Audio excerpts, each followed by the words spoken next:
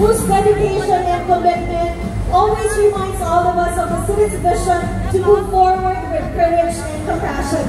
Ladies and gentlemen, please help us in welcoming to deliver his keynote message, no other than our acting city mayor, Honorable Sebastian C. Duterte.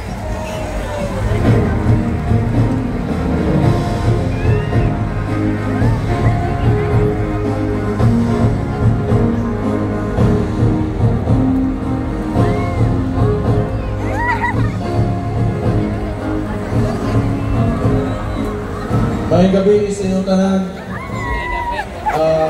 unang-una sa tanan, gusto na ako pasalamatan ang tanang mga performers nato, mga nag-participate ani indak-indak nato, kaya hindi tungod sa ilang wala tayong indak-indak nato sila palakpakan. Gusto po nung tanan ako pasalamatan ang mga tanang taga-gobyerno, ang mga pulis, sundalo, atong TF Davao, atong mga CSU, ang tanang mga walay tulog, gikan sugod sa pag-abre sa kadayawan kay nagbantay sa mga tao, ato silang palakpakan at pasalamatan nato. Salamat po gusto ng mga nanggawas para mag-celebrate, participate. Dako kayo abang inyong pagtuban sa balaod. Imanan lang nato itong mga ordinansa, mga landmark ordinances nato.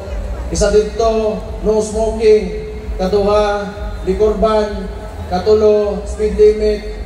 Unya, importante kayo nga dili tayo pataka o kalat sa dalan kay para bawas na trabaho sa itong mga tiglimpyo. So, itong mga basura, dad-on na to, di na to patakag labay kay nailan ba yan Davao nga usas mga pinakalimpyo nga syudad sa Southeast Asia. So, ato anang matinaron, yan nato mapakita po natong pagkahiusa, importante kayo mo nang karon kita mga Dabawin nyo gabarog lang gihapon. Bisa kun sa paglisod man na ilang ihatag sa tuwa, kita mo tindog mo abante mamagpagra. So kat nato basta kita nakahiusa, wa tay lain paingnan kundi abante ra.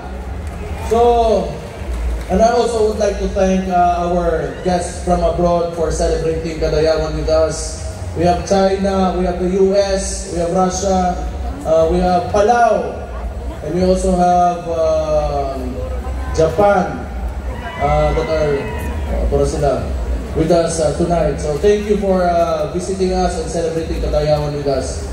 Sa mga Execom, sa City Admin, City Administrator Makoy Layog, thank you. Sa Execom, Jonah, sa baba.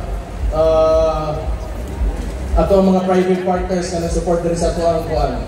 So, kanitanan, dili mahitabo kung wala ta nagkasinabot, wala ta nagkahiusa, so padayon ang tantanan, sa kalambuan, o padayon ta sa malipayon, kanabuhi. Happy Kadayawan sa inyong tanan, mabuhay mo tanang taga Davao. May gabi sa inyo. Once again, ladies and gentlemen, and there you have it, our acting mayor, Honorable Sebastian C. Duterte. Palakpakan nato ang atong halagdong mayor! Alright, over the course of history, we have definitely seen how Davao City has been welcoming to everyone from our 11 ethno-linguistic tribes, and we are now considered as one of the melting pots of cultures in the Philippines, and I must say, that is definitely the Davaoenan spirit. And speaking of Davaoenan spirit,